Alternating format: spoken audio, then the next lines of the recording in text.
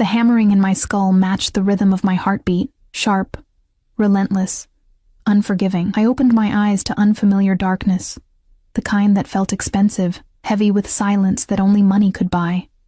Silk sheets whispered against my skin as I moved, cool and smooth in a way my threadbare cotton ones at home never were. The scent hit me next. Cedar and something darker, masculine, leather mixed with a cologne that probably cost more than my monthly rent. Where was I? Panic clawed up my throat as I sat up too quickly, and the room tilted. My head throbbed with the kind of pain that promised I'd done something monumentally stupid the night before. But I couldn't remember. Not the drinking, not leaving the restaurant after my shift, not... My breath caught. A ring. On my left hand, fourth finger, sat a band of platinum so bright it seemed to glow in the dim light filtering through floor-to-ceiling windows. Diamonds circled it, not the tiny chips you'd find in a mall jewelry store, but substantial stones that caught the early morning light and threw it back in sharp, accusatory flashes. This wasn't happening. My hands shook as I touched the ring, tugging at it. It didn't budge. Perfectly sized, as if it had been made for me. The metal was warm from my skin, and something about that warmth made everything more real, more terrifying. I was wearing someone's ring, a wedding ring. The penthouse sprawled around me like something from a magazine I'd never be able to afford. Modern furniture in shades of black and gray, artwork that looked original, windows that showcased the city skyline in a way that made me dizzy with how high up we had to be. The bed alone was larger than my entire bedroom in the cramped apartment I shared with Emma. Emma. Oh God, Emma. My 4-year-old daughter. I'd left her with Mrs. Chen next door. Promised I'd be back after my shift at the restaurant ended at 11. What time was it now? My phone. Where was my phone? I scrambled out of the bed, my legs tangling in sheets that probably cost more than my car. The hardwood floor was cold beneath my bare feet as I searched frantically for my clothes, my purse, anything familiar. Instead, I found myself wearing a silk nightgown I'd never seen before, champagne-colored and delicate, with lace that felt like spiderwebs against my skin. Someone had undressed me. Someone had put this on me. Someone had put that ring on my finger. The implications made my stomach turn. I pressed a hand to my mouth, forcing down the nausea, forcing myself to think. The last thing I remembered was finishing my shift, walking to my car in the employee parking lot behind Marcello's. It had been raining. I remembered that. The pavement slick and black, reflecting the neon signs from the street. My uniform had been damp, clinging to my skin, and I'd been counting tips in my head, calculating if I'd made enough to pay the overdue electric bill. Then, nothing. A door opened somewhere in the penthouse and I froze. Footsteps, multiple sets, moving with military precision. Low voices speaking in tones too quiet to make out words, but loud enough to send alarm bells screaming through my system. I needed to leave. Now. I spotted my clothes folded neatly on a chair near the window. My jeans, my t-shirt, even my bra and underwear, all cleaned and pressed. The careful arrangement of them felt more invasive than if they'd been thrown on the floor. Someone had touched my things, handled them with care that suggested ownership. I grabbed them, my fingers clumsy with fear, and had just pulled on my jeans when the bedroom door opened. He stood in the doorway, and everything in me went still. I'd seen dangerous men before. Working at Marcello's, you learned to recognize them, the ones who moved like predators, who commanded space just by existing. But this man was different. This man was danger, distilled into human form, wrapped in an expensive black suit that fit him like a second skin. He couldn't have been more than 30, with dark hair cut short and styled with precision, and eyes so dark they looked black in the morning light. Sharp jawline, full lips that were currently pressed into a line that could have been amusement or annoyance. I couldn't tell. He was handsome in a way that made you forget to breathe, the kind of beautiful that came with a price tag of blood and violence. Behind him, I could see 2 other men, massive and silent, their hands clasped in front of them, their eyes scanning the room with the professional assessment of trained bodyguards. "You're awake." His voice was smooth, cultured, with an accent I couldn't quite place. Not quite Italian, but close. Each word was measured, controlled, as if he was a man who never said anything he didn't mean. "Good. We need to talk." I backed up until my legs hit the bed, my shirt clutched to my chest like a shield. Who are you? What is this? Where am I?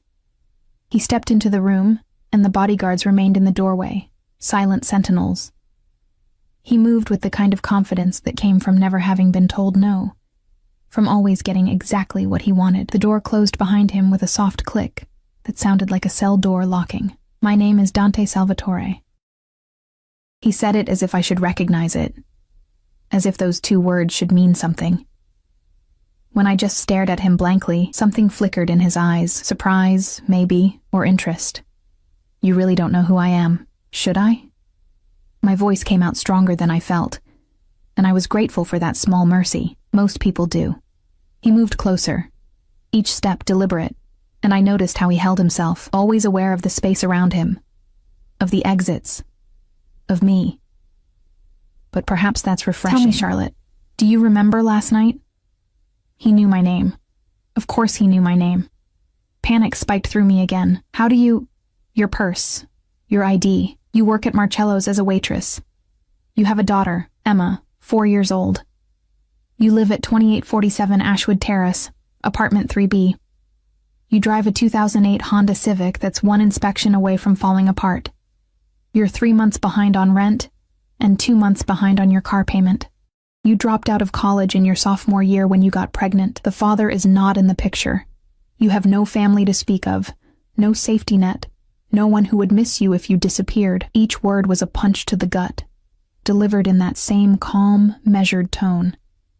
He'd had me investigated, thoroughly. The level of detail made my skin crawl. What do you want from me? I whispered. He stopped a few feet away, close enough that I could smell that cologne again. Expensive and dark and completely overwhelming, close enough that I had to tilt my head back to meet his eyes. This close, I could see they weren't completely black. They were the deepest brown I'd ever seen, with flecks of amber that caught the light. I want you to understand your situation. He held up his left hand, and I saw it. An identical platinum band on his fourth finger. Simple and elegant and terrifying. As of midnight last night, you became my wife. The world tilted. That's impossible. I wouldn't, you did. He lowered his hand, and his gaze dropped to the ring on my finger with something that looked almost like satisfaction. You signed the papers. You said the vows. It's all quite legal, I assure you. I don't remember any of that. My voice was rising, hysteria creeping in at the edges. I don't remember anything after leaving work. No, you wouldn't. He said it so casually, as if drugging someone was just another Tuesday morning activity. Rohypnol is quite effective that way. Don't worry. Nothing inappropriate happened. The marriage was necessary for business reasons. You were simply the most convenient option. I was going to be sick. I was going to collapse. I was going to scream until someone came to help me. But the rational part of my brain, the part that had kept me and Emma alive for 4 years on tips and determination, knew that no one would come, no one would help. Men like this didn't get caught. Men like this made people disappear. I have a daughter, I said, and my voice broke on the words. Please, I have a little girl. She needs me. I have to get back to her. Something shifted in his expression, something too quick to read. He studied me for a long moment, his head tilted slightly, as if I were a puzzle he was trying to solve. Your daughter is fine. Mrs. Chen has been compensated generously for her extended care. Emma believes you took an extra shift at work. He pulled out a phone, one of several I could see in his jacket, and showed me a photo. Emma, asleep in her bed, clutching the stuffed rabbit I'd bought her at a thrift store. The photo was time-stamped less than an hour ago. The message was clear. He could reach her any time he wanted. You're a monster, I breathed. Yes. He pocketed the phone, unbothered by the accusation. But I'm your husband now, and that affords you certain protections you didn't have before. Protection you desperately need, even if you don't know it yet. I don't need anything from you except to let me go. That's not possible. He moved past me to the window, looking out over the city with the posture of a man who owned it. You see, Charlotte, 3 nights ago, someone stole from me. A significant amount of money and some rather sensitive information. The man who did this, He turned back to face me, and his eyes had gone cold, empty. Was your boyfriend, Jake Morrison. The name hit me like a physical blow. Jake, my ex, Emma's father, the man who'd abandoned us when I told him I was pregnant, who I hadn't seen or heard from in over 3 years. I don't know where he is, I said quickly. I haven't seen him since. I know. Dante's voice was soft, dangerous. He's very good at hiding, but everyone has a weakness, Charlotte. Everyone has something they care about enough to risk everything for. His eyes locked onto mine. You're going to help me find him. I told you, I don't know. He'll come for you. Dante moved closer again, and this time, I had nowhere to retreat. When he learns I've married you, when he learns you're under my protection and my possession, he'll come. Men like Jake, they're predictable that way. They don't care about their children, but their pride, their possessions, that they'll fight for. I'm not anyone's possession. Aren't you? He reached out, and I flinched, but he only took my left hand, his thumb brushing over the ring with a gentleness that somehow made everything worse.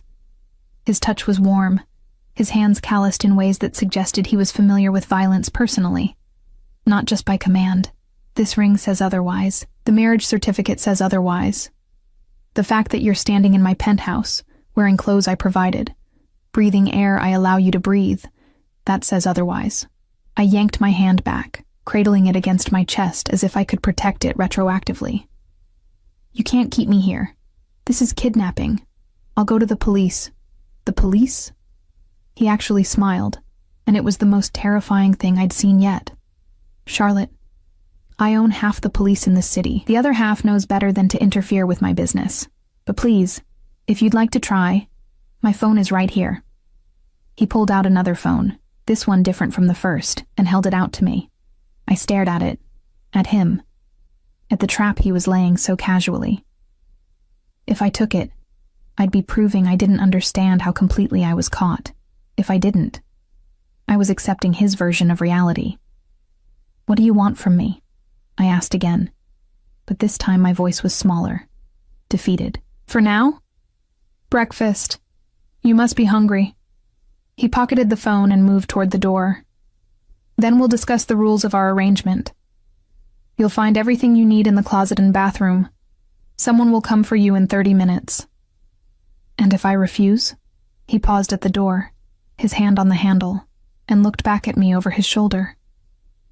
Then you'll go hungry, and we'll have this conversation later. The outcome will be the same, Charlotte. It always is. The door closed behind him with that same soft, final click. I stood there frozen, my mind racing through impossible options. I could try to run, but where? I was dozens of floors up, and even if I made it to the street, he had people. He had resources. He had my daughter's location. I could try to fight, but the men outside that door were twice my size and trained to kill.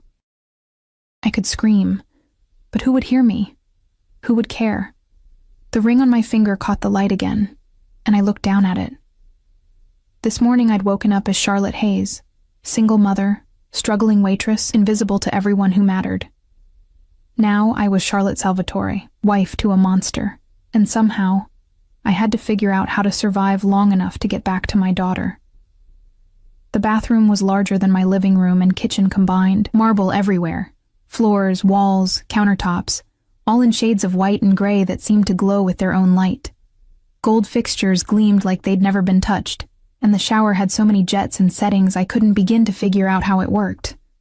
A soaking tub sat by the window, deep enough to drown in, with a view of the city that made my stomach lurch. I caught sight of myself in the mirror and barely recognized the woman staring back. My dark hair was tangled, falling past my shoulders in waves I never had time to style properly. My face was pale, dark circles under my green eyes from too many late shifts and not enough sleep. The silk nightgown hung on my frame. I'd lost weight over the past few months, too stressed to eat properly, stretching every dollar to make sure Emma had enough. I looked exactly like what I was, desperate, exhausted, trapped. The ring glinted on my finger, mocking me. I tried again to pull it off, twisting and tugging until my knuckle was red and my finger swollen. It wouldn't move. He'd made sure of that. Everything about this situation had been calculated, measured, controlled. Dante Salvatore didn't leave anything to chance. Dante Salvatore. The name echoed in my head, and pieces started clicking together. Marcello's restaurant, where I worked, wasn't just any Italian place. It was high-end, exclusive, the kind of establishment where reservations were made months in advance, and politicians rubbed elbows with people who definitely weren't politicians. I'd heard whispers, seen things I pretended not to see. Money changing hands under tables. Men in expensive suits having conversations that stopped the moment I approached. Envelopes passed in coat pockets. I'd needed the job too badly to ask questions. Tips were generous at Marcello's, and I couldn't afford morals when Emma needed food and clothes and a roof over her head. But now those whispers made sense. Salvatore. I'd heard that name before, murmured with fear and respect. The family that controlled the waterfront, the organization that ran half the city's underground operations, the kind of people you didn't cross if you wanted to keep breathing. And I was married to their boss. A knock on the bedroom door made me jump. Mrs. Salvatore? I'm coming in. Mrs. Salvatore. The words made me want to vomit. I grabbed a plush robe from the hook, because of course there was a robe, and of course it was cashmere, and wrapped it around myself before stepping back into the bedroom. A woman stood near the door, older, maybe 50, with steel gray hair pulled back in a tight bun. She wore a crisp black dress and sensible shoes, and her expression was professional but not unkind. Behind her, one of the bodyguards from earlier stood sentinel. "My name is Teresa," she said with a slight accent, Portuguese maybe. "I manage Mr. Salvatore's household. He's asked me to help you get settled." "I'm not settling anywhere," I said, but the words came out weak, unconvincing. Teresa's expression softened slightly, and somehow that was worse than if she'd been cold. Pity. She pitied me. "Nevertheless, you should eat something and shower. Mr. Salvatore wants to see you in an hour." "What if I don't want to see him? Then he'll come here." She moved to the closet and opened it, revealing a space larger than my bedroom. Clothes hung in neat rows, dresses, slacks, blouses, all in my size. How did he know my size? "Everything here is for you." I took the liberty of including some casual items as well. I wasn't sure what your preferences were. I stared at the closet, at the fortune hanging there in silk and cashmere and designer labels I'd only ever seen in magazines. "I have clothes, at home. Those have been collected and cleaned. They're here as well." Teresa gestured to a section at the back, where I could see my worn jeans, my faded t-shirts, looking shabby and out of place among the luxury surrounding them. He'd gone to my apartment, sent people to go through my things. Had they looked through Emma's room too? Touched her toys, her clothes, her bed? "You can't keep me here," I said, and I hated how my voice shook. "I have rights. I have a life. I have a daughter. Your daughter will be brought to you this afternoon." Teresa's voice was matter-of-fact, as if she was discussing a grocery delivery. "Mr. Salvatore thought you'd be more comfortable with her here." The room spun. "What?" "Emma will arrive at 3 o'clock. A room has been prepared for her. You'll find it meets all her needs." Teresa pulled out a simple black dress and laid it on the bed. "This should be appropriate for breakfast. The shower controls are labeled. Please be ready in 45 minutes. She left before I could respond, the door clicking shut with that same terrible finality. Emma. He was bringing Emma here, to this place, to him. I should have been relieved. I'd been desperate to see her, to hold her, to make sure she was okay. But instead, terror crawled up my spine. He was bringing her here because it meant I'd never leave. He was creating a prison and making me want to stay in it.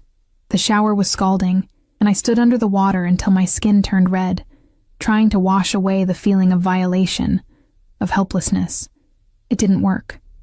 Nothing could wash away the ring on my finger, or the reality of my situation. I dressed in the black dress because my own clothes felt like surrender, and the new clothes felt like acceptance.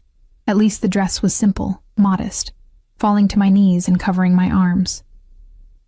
I left my hair down because I had no energy to do anything else with it. And I didn't bother with the makeup I found in the bathroom drawers. If Dante Salvatore wanted a wife, he'd get the real me. Exhausted, terrified, and furious. Teresa returned exactly 45 minutes later, her timing precise. The bodyguard was with her again, a silent reminder that I wasn't going anywhere alone. This way, please. The penthouse was even more impressive and intimidating in daylight. We walked down a hallway lined with artwork that probably cost more than I'd earn in a lifetime. Every surface gleamed, every corner was pristine. It felt more like a museum than a home.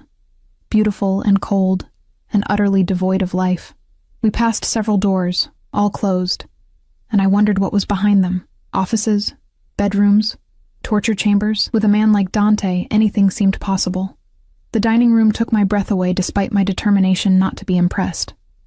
Floor-to-ceiling windows overlooked the city, the morning sun streaming in and illuminating a table that could seat 20. Crystal chandeliers hung overhead, catching the light and throwing rainbows across the walls, and at the head of the table, reading something on a tablet, sat Dante.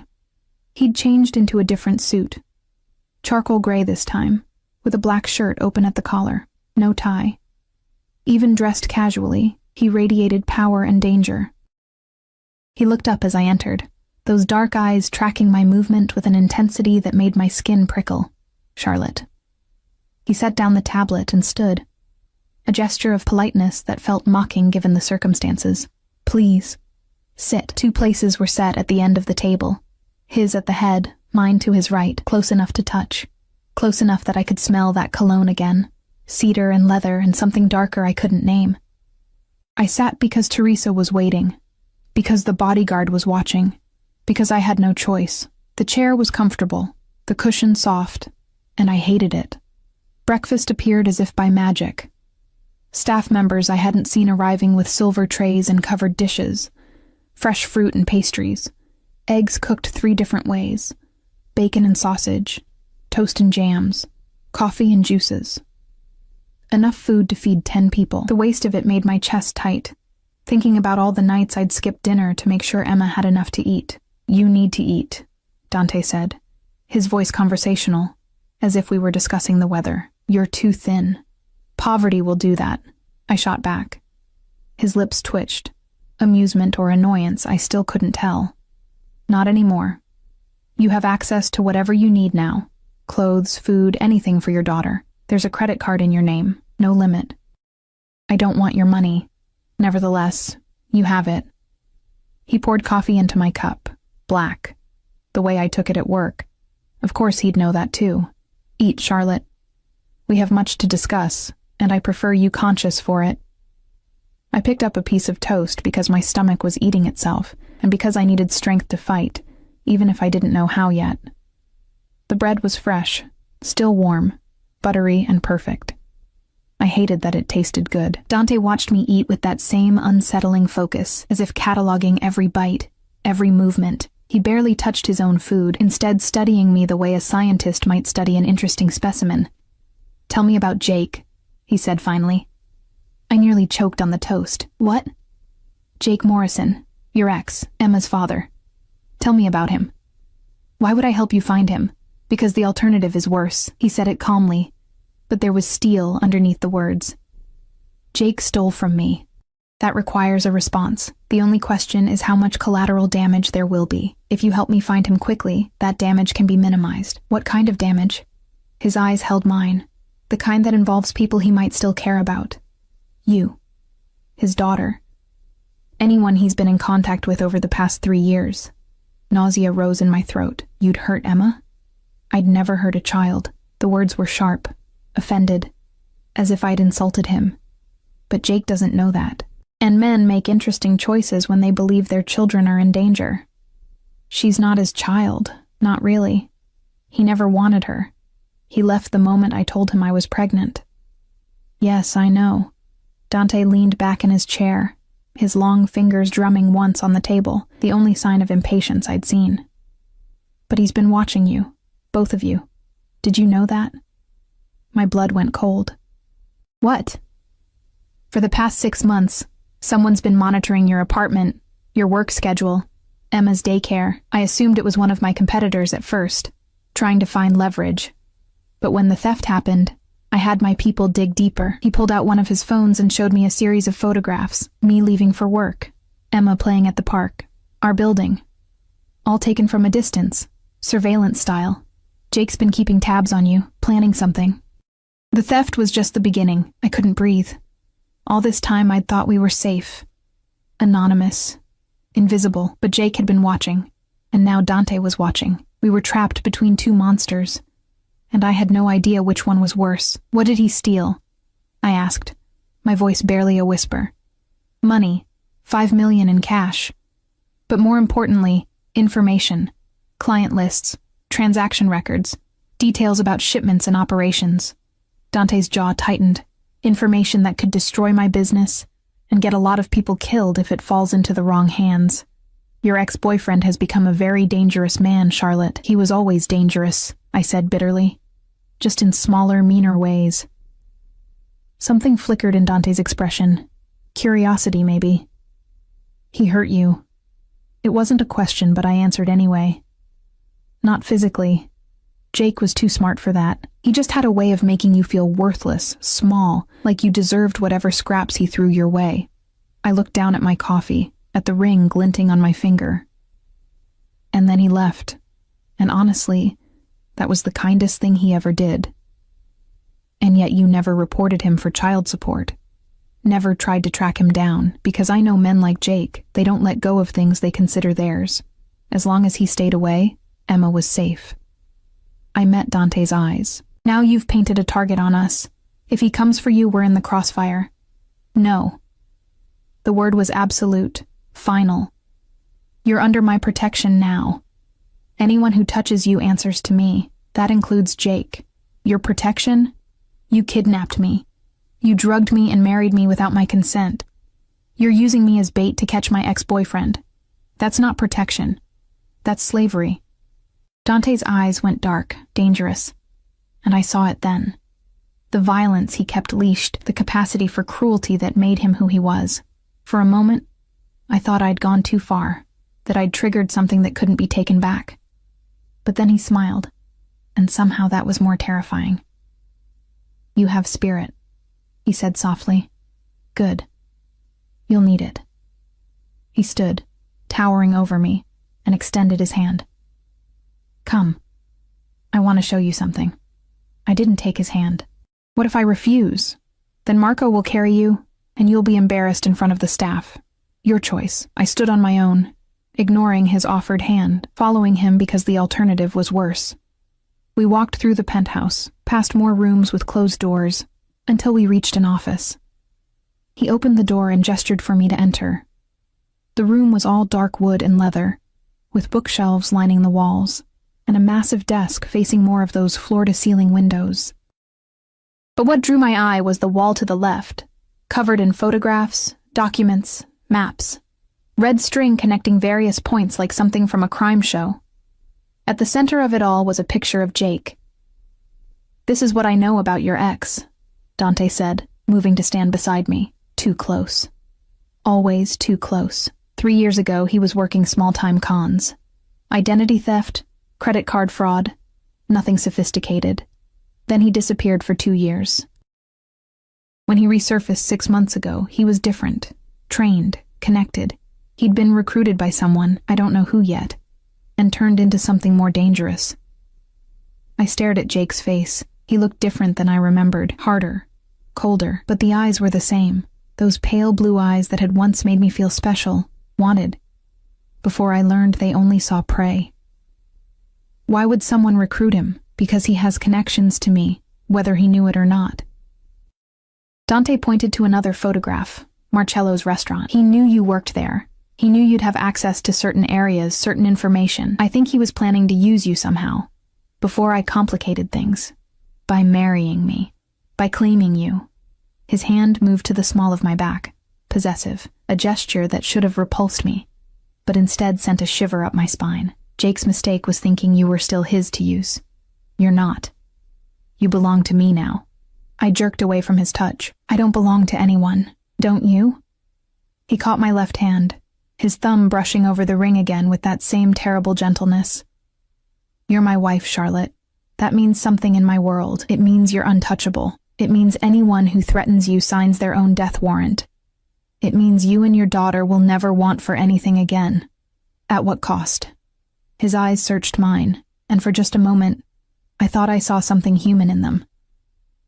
Something almost vulnerable, but it was gone before I could be sure, replaced by that cold certainty that defined him. Your freedom, for a time. Your cooperation. Your trust, eventually. He released my hand. But not your soul. Never that. I'm not your ex-boyfriend, Charlotte. I don't break things I value. You value me? I couldn't keep the bitterness from my voice. I'm just bait. A tool. Something convenient. You were, he agreed. When I chose you for this. He trailed off, studying me with that intensity that made me feel naked, exposed. Now I'm not sure what you are, but you're mine regardless. The sooner you accept that, the easier this will be. A phone buzzed. One of several in his jacket. He pulled it out, read something, and his expression hardened into something dangerous. Your daughter's car will be here in 10 minutes, he said. I suggest you compose yourself. Children are perceptive, and I'd rather not have her frightened. Emma. My baby. Relief and terror warred in my chest. I want to meet her alone. No. Please, no. The word was absolute. I need her to see us together, to understand that this is normal, that you're safe with me. If she senses your fear, if she thinks you're in danger, this becomes complicated. This is already complicated. Then don't make it worse. He moved closer, his hand cupping my cheek in a gesture that could have been tender if not for the steel in his eyes. You're an intelligent woman, Charlotte. You know how to survive. So survive this. Smile for your daughter. Show her you're happy. Convince her this is home. Because the alternative, having her see her mother terrified and trapped, that serves no one. His thumb brushed my cheekbone. And despite everything, despite the fear and fury, my body reacted to his touch. Heat bloomed under his fingers, unwanted and undeniable. I hate you, I whispered. I know. He smiled, and it was sad, resigned, as if he'd heard those words before and expected to hear them again. But you'll learn to hate me less. I can be patient when necessary. He dropped his hand and stepped back, that professional distance returning. Teresa will bring her up. Remember what I said. You're happy. This is home. We're newlyweds, who fell madly in love. Can you do that? I thought of Emma, of her wide eyes and bright smile, of how she trusted me to keep her safe. I thought of what it would do to her to see me broken, to know her mother was trapped. Yes, I said, I can do that. Because for Emma, I could do anything, even pretend to love a monster. The 10 minutes felt like 10 seconds and 10 hours simultaneously. Teresa appeared with a knowing look, guiding me to the living room, a sprawling space with cream-colored furniture and abstract art that probably cost more than my car. Dante stood by the window, his posture relaxed but alert, always aware of everything around him. She's here, he said, pocketing one of his phones. My heart hammered against my ribs. I pressed my palms against my thighs, trying to stop them from shaking. The elevator dinged. Private access, straight into the penthouse. And I heard her before I saw her. Mommy? Emma's voice shattered something in my chest. I rushed toward the entrance hall, not caring about Dante's instructions or his watchful eyes, needing only to hold my daughter, to make sure she was real and safe and whole. She appeared around the corner, her small hand clasped in Mrs. Chen's weathered one, her favorite stuffed rabbit tucked under her arm. When she saw me, her face lit up with that pure, uncomplicated joy only children possess. Mommy, she released Mrs. Chen and ran to me, her small body colliding with mine as I dropped to my knees and caught her. She smelled like baby shampoo and strawberry juice and home. I buried my face in her dark curls, so like my own, and fought back tears. She was okay. She was here. She was safe.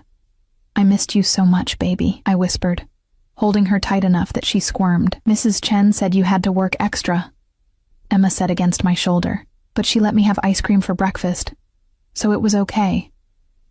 I pulled back to look at her, drinking in every detail, her green eyes, My eyes sparkled with excitement. She wore her favorite purple dress, slightly wrinkled, and her sneakers had a new scuff on the toe. She was perfect. She was everything. "I'm sorry I was gone," I said, brushing her hair back from her face. "But I'm here now, and I have a surprise for you." Her eyes widened. A surprise? This was it. The moment where I became a liar, where I sold my soul to keep her innocent. I forced brightness into my voice, manufactured joy I didn't feel. "Remember how I told you that someday we might have a bigger family?" The words tasted like ash. Well, something wonderful happened. Mommy met someone very special, and we got married. I nearly choked on it. "You have a new daddy." Emma's face scrunched in confusion. "A daddy?" "That's right, princess." Dante's voice came from behind me, warm and gentle in a way I hadn't heard before. I turned, Emma still in my arms, and watched him approach. He moved differently now, slower, less predatory, as if he understood that children could sense danger the way animals could. He crouched down to Emma's level, his expensive suit straining slightly, and smiled. It transformed his face, softening the harsh lines, making him look almost human. Almost safe. "My name is Dante," he said. "And I'm very happy to meet you, Emma. Your mommy has told me so much about you." Emma pressed closer to me, suddenly shy. She peeked at him from behind her rabbit, her small voice uncertain. "You're married to my mommy?" "I am." He glanced at me, and for anyone watching, it would have looked like affection. "I love her very much, and I promise to take care of both of you. Would that be okay?" Emma considered this with the seriousness only a 4-year-old could muster. Then she noticed something. His watch, expensive and complicated, with multiple dials that caught the light. "That's pretty," she said. Dante looked down at the watch, then back at Emma. "Would you like to see it?" She nodded, curiosity overcoming shyness. He unclasped the watch, easily worth more than I'd earn in 5 years, and held it out to her. Emma took it with reverent care, her small fingers tracing the metal, fascinated by the moving parts. "It tells time in different countries," Dante explained. "See this dial? That's what time it is in Italy, where my family is from. And this one is for Japan, and this one is for right here." "Wow." Emma's voice was filled with wonder.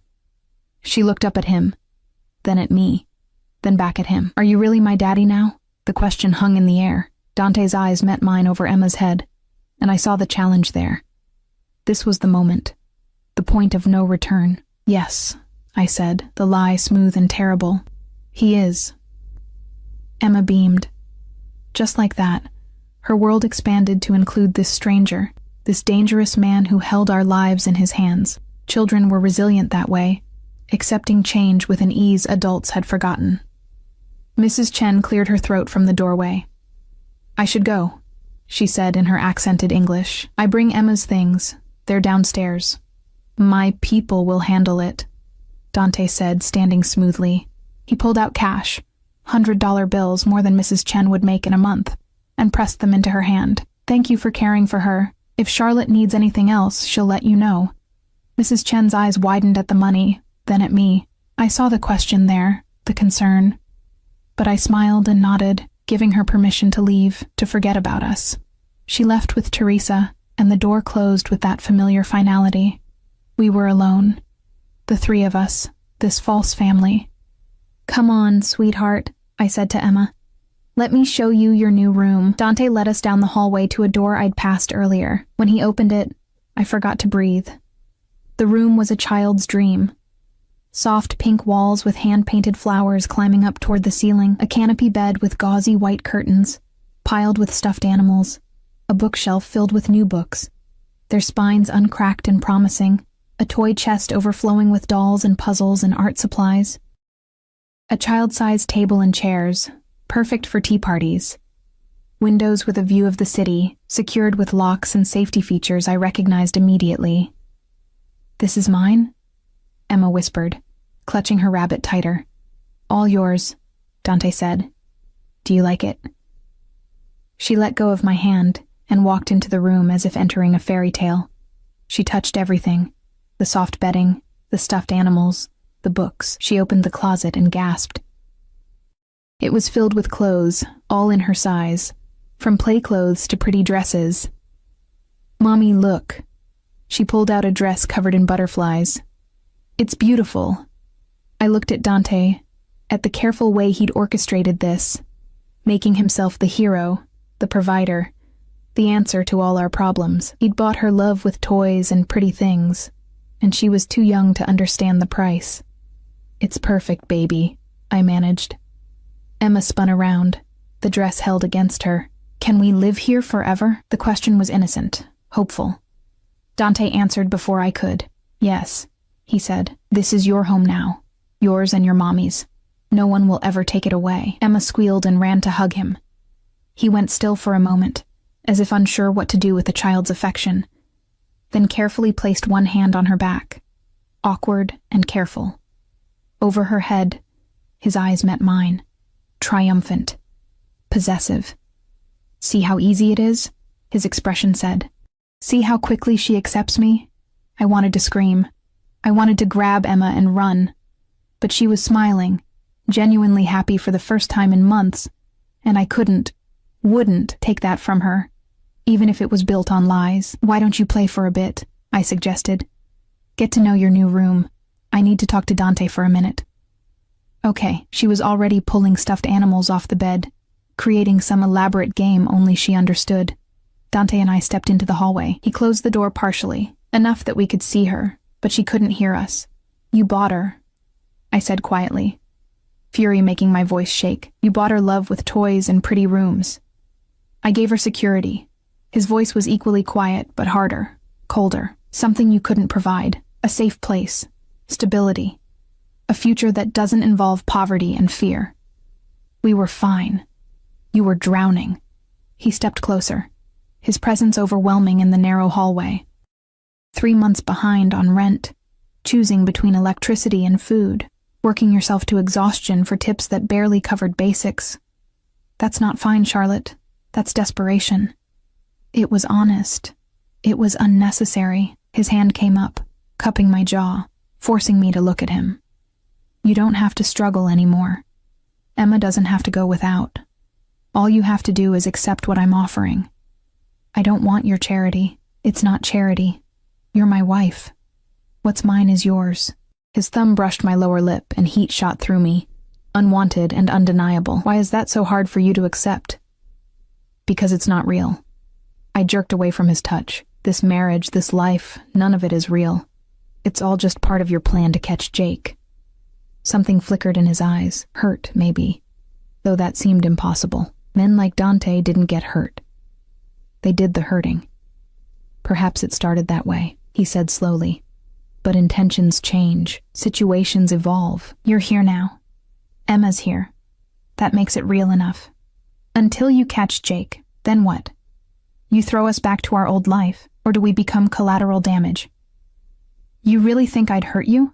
He looked genuinely offended. "I told you, I don't break things I value." "Then what am I to you?" The question came out raw, desperate. "Really?" He studied me for a long moment, his expression unreadable. Then he leaned in, his lips close to my ear, his breath warm against my skin. "You're the most interesting problem I've had in years," he whispered. "And I don't know yet if you're going to be my salvation or my destruction. But either way, cara mia, you're mine." He pulled back, and his phone buzzed. He checked it, his expression hardening. "I have to go," he said. "Business that can't wait. Marco will be stationed outside. Teresa will help you and Emma settle in. Don't try to leave." "Or what?" "Or I'll have to bring you back. And neither of us wants that." He started to walk away, then paused. "There's a phone in the bedroom. My number is programmed in. If you need anything at all, call me, day or night. I won't need you." He smiled, sad and knowing. "You will. Sooner than you think." He left, and I stood in the hallway, my heart racing, my mind spinning. Through the partially open door, I could hear Emma singing to herself, happy and innocent, and completely unaware that our entire world had shifted on its axis. I touched the ring on my finger, feeling its weight, its permanence. Mrs. Salvatore, Dante's wife, the bait in a trap I didn't understand. And despite everything, despite the fear and fury and violation, some small, treacherous part of me wondered what it would be like if this were real, if a man like Dante actually wanted me for me, not for what I could give him or how I could serve his purposes. That part of me was dangerous. That part could get us killed. I pushed it down, buried it deep, and went back into Emma's room to play with my daughter while I still could. 3 days passed in a strange, surreal blur. Emma adapted with the frightening ease of childhood. Her laughter echoed through the penthouse as she explored her new world. The playroom Teresa showed us on the second day, the library with its rolling ladder and thousands of books, the kitchen where the chef let her help make cookies. She called Dante Daddy, without hesitation now. And each time the word left her lips, something in my chest cracked a little more. I watched her bloom in this golden cage and hated myself for the relief I felt. No more counting pennies, no more skipping meals, no more lying awake at night wondering how I'd make rent. Emma had everything she needed, everything I'd never been able to give her, and all it cost was my freedom and my soul. Dante was gone most of those 3 days. Business, Teresa said vaguely, as if that explained the armed men coming and going at odd hours. The hushed phone conversations in Italian, the tension that seemed to vibrate through the penthouse walls. But he called every night, exactly at 8 o'clock, and Emma would run to the phone with excitement while I stood nearby, listening to their conversations. "Did you have fun today, Princess?" "Yes. Chef Marco taught me how to make pasta, and Mommy read me 3 stories, and I got to feed the fish in the big tank." "That sounds wonderful. Are you being good for your mother?" "Uh-huh. I'm being very good." "That's my girl. Can you put Mommy on the phone?" And Emma would hand me the phone, oblivious to the way my hands shook when I took it. "Charlotte." His voice was always low, intimate, as if we were lovers instead of captor and captive. "What do you want?" I kept my voice neutral, aware of Emma playing nearby. "To hear your voice, to make sure you have everything you need." A pause, "To remind you that you're safe." Safe. I nearly laughed. "Is that what you call this?" "Yes." No hesitation. "Have you been sleeping?" The question surprised me. "Why do you care?" "Because Teresa tells me you pace the bedroom at night, that you barely eat, that you're losing weight you can't afford to lose." His voice dropped lower. "I need you healthy, Charlotte, for Emma's sake, if not your own. Maybe I'd sleep better if I wasn't a prisoner." "You're not a prisoner. You're my wife. Those aren't mutually exclusive." A sound that might have been a laugh. "No, I suppose they're not. I'll be home tomorrow evening. We're having dinner together. Just the 2 of us." My stomach dropped. "What about Emma?" "Teresa will watch her. This is non-negotiable, Cara. We need to talk. And we need to do it without little ears listening." He hung up before I could argue. The next day crawled by with agonizing slowness. Emma sensed my tension and became clingy, following me from room to room, asking if I was okay, if I was happy, if I liked our new home. I lied to her with a smile that felt like glass cutting my face. Teresa appeared at 5 o'clock with another dress, this one deep emerald green, elegant and form-fitting in a way that made me uncomfortable. "Mr. Salvatore requested you wear this tonight. I'm not his doll to dress up." Teresa's expression softened with something like sympathy. "No, you're his wife. There's a difference. The dress is beautiful, and it will make you feel beautiful. Sometimes that's armor enough." I wanted to refuse, to wear my old jeans and a t-shirt just to spite him. But Teresa was right. I needed armor tonight, even if it came in silk and designer labels. The dress fit perfectly, hugging my curves in ways my usual clothes never did. I'd gained a little weight back over the past 3 days. Teresa made sure I ate, watching me with the determination of a mother hen. And it showed in the way the fabric draped. I looked like someone else in the mirror. Someone confident and elegant, and completely unlike the exhausted waitress I'd been a week ago. I left my hair down, applied minimal makeup, and slipped on the heels Teresa had left.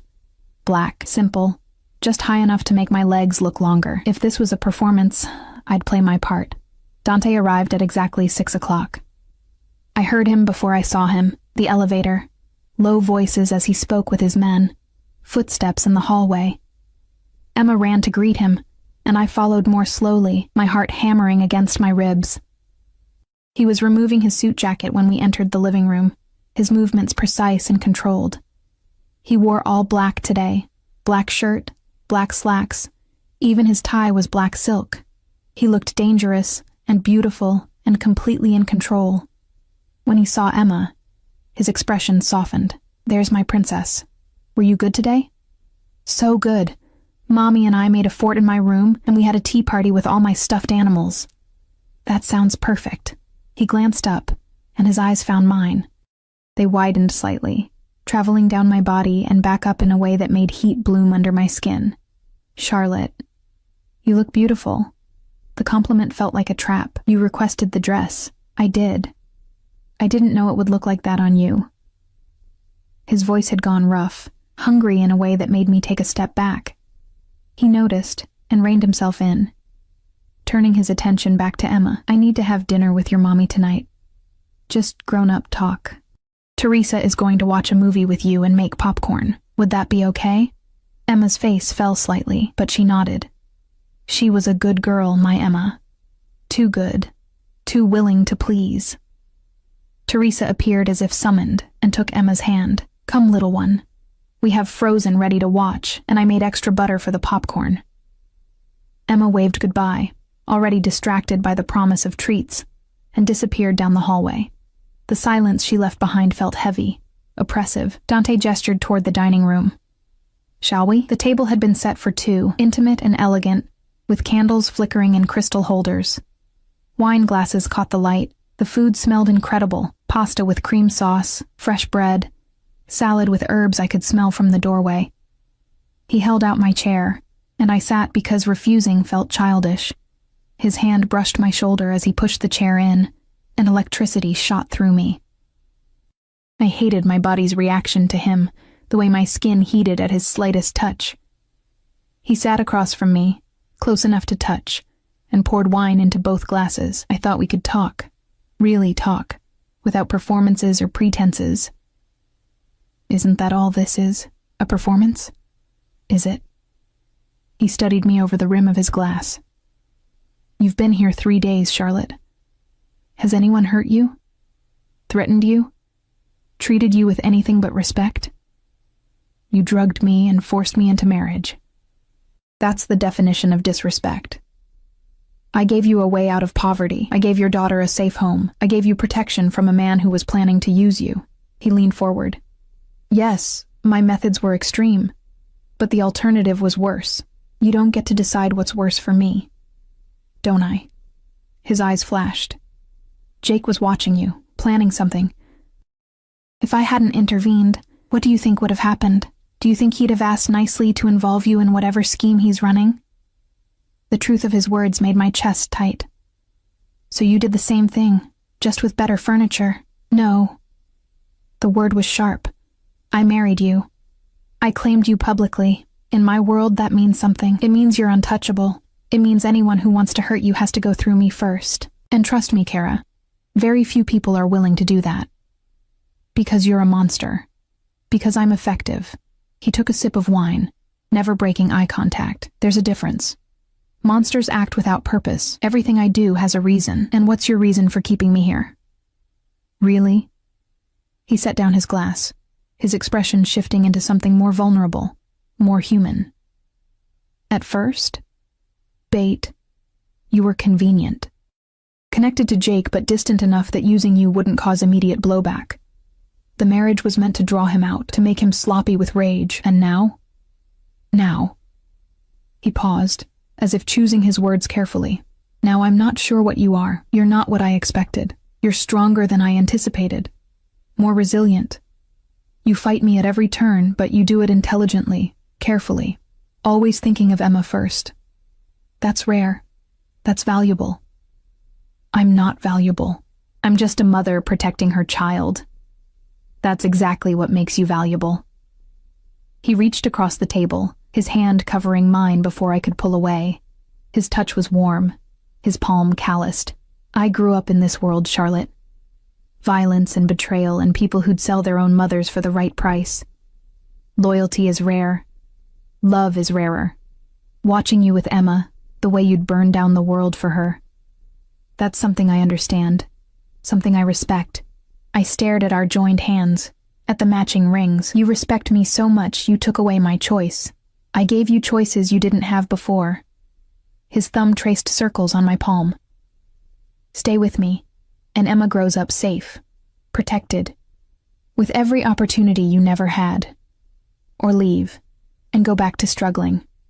Always looking over your shoulder, wondering when Jake will show up, because he will, Charlotte. With or without me, he's coming for you. Why? What could I possibly have that he wants? Dante's expression darkened. Information, maybe. Revenge. Or maybe he's finally realized what he lost when he walked away from you. His grip tightened slightly. Men don't always appreciate what they have until someone else takes it. The possessiveness in his voice should have terrified me. Instead, it sent heat pooling low in my stomach. I pulled my hand back, needing distance, needing to think. This isn't real, I said, but my voice lacked conviction. You don't know me. I don't know you. We're strangers playing house, are we? He stood, moving around the table with that predatory grace. He stopped behind my chair, his hands resting on my shoulders. I could feel his heat, smell that cologne that was becoming familiar. I know you take your coffee black with 2 sugars. I know you hum when you're nervous. I know you check on Emma 3 times every night before you can sleep. I know you're afraid of heights, but you stand by the windows anyway because you won't let fear control you. His hand slid down my arms, leaving trails of fire. I know you're exhausted and terrified and furious, but you smile for your daughter because you won't let her see you break. I know you're stronger than you believe you are. And I know... His voice dropped to a whisper against my ear. That when I touch you, your pulse races exactly like it's doing right now. I should have pushed him away, should have told him to stop, to leave, to never touch me again. But my body betrayed me, leaning into his warmth, craving the contact I'd been starved for since long before Jake left.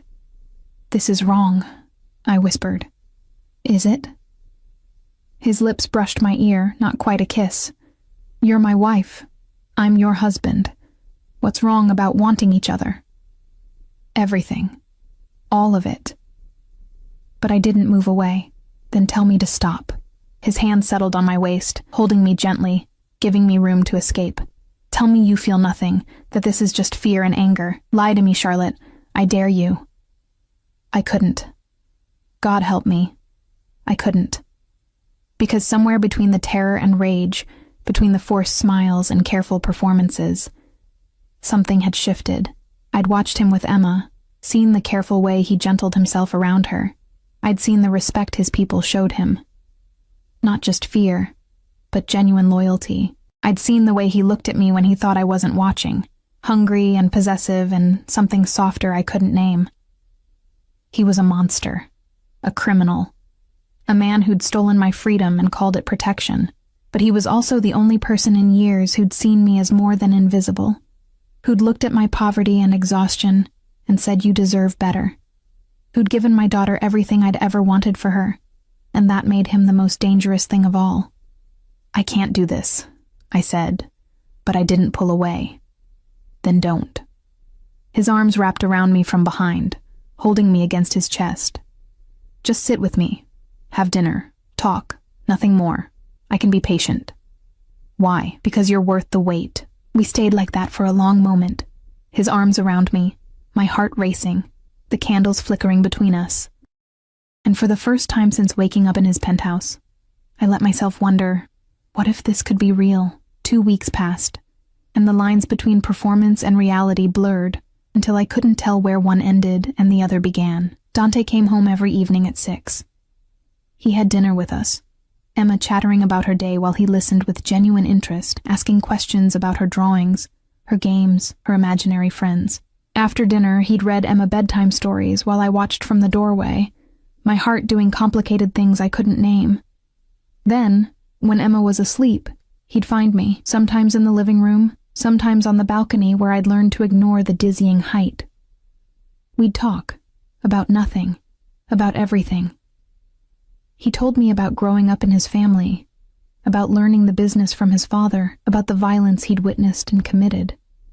I told him about Emma's birth, about the terrifying joy of holding her for the first time, about the desperation of trying to survive alone. We never touched beyond accidental brushes of hands, but the tension between us grew thicker every day, a living thing that pulsed with unspoken want. And Jake hadn't surfaced, not a whisper, not a sign. It was as if he'd vanished completely. "He's waiting," Dante said one night. We were on the balcony, the city lights spreading below us like fallen stars, watching, planning. "He knows I have you now, and he's trying to figure out his next move." I wrapped my arms around myself, the night air cool against my skin. Maybe he doesn't care. Maybe he's just gone. Men like Jake don't walk away from unfinished business. Dante stood beside me, close, but not touching. "He'll come. And when he does, I need you to trust me. Trust you." I laughed, the sound bitter. "You still haven't told me the whole truth. What did Jake really steal? Why is he so important?" Dante was quiet for a long moment, his jaw tight, then he sighed. "The money doesn't matter. I can replace that. But the information, client names, shipment routes, details about operations, that's leverage. That's power. In the wrong hands, it could start a war, get people killed, destroy everything I've built. And you think Jake is working with someone?" "I know he is. The theft was too clean, too precise. He had help. Inside help." His hands gripped the railing, knuckles white. "Someone in my organization is a traitor, and Jake is the key to finding out who." The weight of it settled over me. This wasn't just about revenge or money. It was about survival, about protecting everything and everyone in Dante's world, including us. "What happens when you find him?" I asked quietly. "He answers for what he's done." Dante's voice was cold, final. "And then you're free of him, forever." "And us? Emma and me? What happens to us?" He turned to face me, his dark eyes searching mine. "That depends on you, on what you want." "What I want?" The question felt absurd. I never had a choice. "You have one now." He stepped closer, his hand coming up to cup my face. "Stay with me. Not because you have to, not because I'm forcing you, but because you want to. Be my wife in truth, not just in name. Let me give you and Emma the life you deserve." My breath caught. "Dante, I know I did this all wrong. I know I took your choice away, that I'm asking you to accept the unacceptable. But these past 2 weeks," his thumb brushed my cheekbone, "I've seen who you really are. Your strength, your love for Emma, the way you refuse to break no matter how hard I push. And I want that. I want you. Not as bait, not as a convenient tool, but as mine. Really mine. You're asking me to choose my jailer. I'm asking you to choose your partner." His other hand settled on my waist, pulling me closer. "I can give you everything, Charlotte. Safety, security, a future for Emma. But more than that, I can see you. Really see you. Not the exhausted waitress, not the struggling single mother, but the woman underneath, the one who's brilliant and fierce and deserves so much more than she's been given." I should have said no, should have pushed him away, but his words touched something deep inside me, something that had been starving for years. To be seen, to be valued, to be wanted for more than what I could provide. "This is insane," I whispered. "Yes." He leaned closer, his forehead resting against mine, but sometimes insanity is the only rational response to an irrational world. His lips brushed mine, tentative, asking permission. And instead of pulling away, instead of slapping him and screaming that this was wrong, I closed the distance between us. The kiss was electric. His lips were soft but demanding, coaxing mine open with practiced skill. His arms wrapped around me, pulling me flush against him, and I melted into his heat. It had been so long since anyone had touched me like this, wanted me like this, and my body responded with a desperation that should have shamed me. But shame was impossible when his hands tangled in my hair, when his tongue slid against mine, when he groaned into my mouth like I was everything he'd ever wanted. We broke apart, both breathing hard, and he rested his forehead against mine. "Stay," he whispered. "Choose me. Choose this. I promise you won't regret it." Before I could answer, his phone rang. The sharp tone that meant emergency. He cursed in Italian, pulling it out and checking the screen. His entire body went rigid. "What is it?" I asked. "Jake." The word was cold, deadly. "He just made contact. He wants to meet." My blood turned to ice. "When?" "Tomorrow night. Neutral territory." Dante's eyes met mine, and I saw the predator in them, the dangerous man beneath the careful facade. "He's asked for you to be there." "Absolutely not. I know. Which is why you'll stay here, protected, while I handle this." His hands gripped my shoulders. "I need you to trust me. Can you do that?" Could I? Could I trust the man who'd kidnapped me, forced me into marriage, upended my entire world? The same man who'd given my daughter everything she needed, who kissed me like I was precious, who looked at me as if I mattered? "Yes," I heard myself say. "I trust you." The next evening felt like walking through a nightmare. Dante left at sunset, surrounded by his men, armed and dangerous and utterly focused. He kissed Emma goodnight, then pulled me into his arms and kissed me like it might be the last time. "I'll come back," he promised against my lips. "I always come back." Then he was gone, and I was left waiting with Teresa and Emma and half a dozen armed guards stationed throughout the penthouse. Emma sensed my tension and became clingy, refusing to go to bed, asking where Daddy went, if he was okay, if he'd be home soon. I lied to her with a smile and put her to bed with 3 extra stories. The hours crawled by, 10 o'clock, 11, midnight. My phone rang at 12:30, and I nearly dropped it in my panic to answer. "Charlotte," Dante's voice, rough and tired. "It's done. Are you okay? What happened?" "Jake is dead. So is the traitor in my organization. It's over." A pause. "I'm coming home." Relief flooded through me so powerfully I had to sit down. Okay, we'll be here." "Charlotte?" His voice softened. "I meant what I said, about this being real. About wanting you to stay. I know. And I did. Somewhere in the chaos and fear, I'd stopped performing and started feeling. We can talk when you get home." He arrived an hour later, exhausted and bloodied. Not his blood, he assured me quickly. And I helped him clean up without asking questions I wasn't ready to hear answers to. We sat on the couch in the dark living room, my head on his shoulder, his arm around me, watching the city lights. "Tell me the truth," I said quietly. "Did you know, when you chose me, that I'd end up actually mattering?" "No." His hand stroked my hair, gentle and soothing. "You were supposed to be convenient, a means to an end. But you became..." He paused, searching for words. "You became everything. You and Emma, my family. Real, in a way nothing else in my life has ever been. I should hate you," I whispered. "I know. But I don't. I can't." I tilted my head back to look at him. "You gave me something no one else ever has. You saw me, not what I could do for you, not how I could serve a purpose, but me. Just me. You're extraordinary, Charlotte. Anyone who couldn't see that was blind. Or maybe I needed someone extraordinary to recognize it." I reached up, touching his face, tracing the sharp line of his jaw. "This is insane. We barely know each other. This started with violence and force. But it doesn't have to end that way." He caught my hand, pressing a kiss to my palm. "Stay with me. Build something real with me. Let me spend the rest of my life proving I'm worthy of you." It was insane. Impossible. Wrong in every rational way. But my heart, my treacherous, hopeful heart, whispered yes. "Okay," I said. "Yes, I'll stay." His smile was brilliant, transforming his face into something beautiful and almost vulnerable. He kissed me again, deep and claiming and full of promise.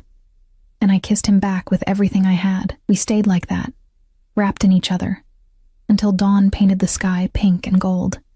6 months later, I woke up to Emma's laughter echoing through the penthouse. I rolled over to find Dante's side of the bed empty. Our bed, in the master suite I'd moved into 3 months ago, when pretending stopped making sense. I found them in the kitchen. Emma sat on the counter in her pajamas, helping Dante make pancakes. He wore sweatpants and nothing else, his hair mussed from sleep, and he looked happy. Genuinely, completely happy. "Mommy," Emma spotted me. "Daddy's making chocolate chip pancakes." "I see that." I leaned against the doorway, drinking in the scene. My daughter, my husband, my family, real in ways I'd never imagined possible. Dante looked up, his dark eyes warm. "Morning, cara mia. Coffee's ready." I walked over, accepted the cup he handed me and kissed him, soft and easy and full of the love I'd stopped fighting months ago. Emma made gagging noises and we laughed. It wasn't the life I'd planned. It wasn't the life I'd have chosen, but it was ours. Built on impossible foundations, perhaps, but real nonetheless. And as Dante pulled me into his arms with Emma between us, I realized something. Sometimes the most beautiful things come from the darkest beginnings. Sometimes monsters become men when they find something worth fighting for. And sometimes, just sometimes, the cage becomes home when it's filled with love.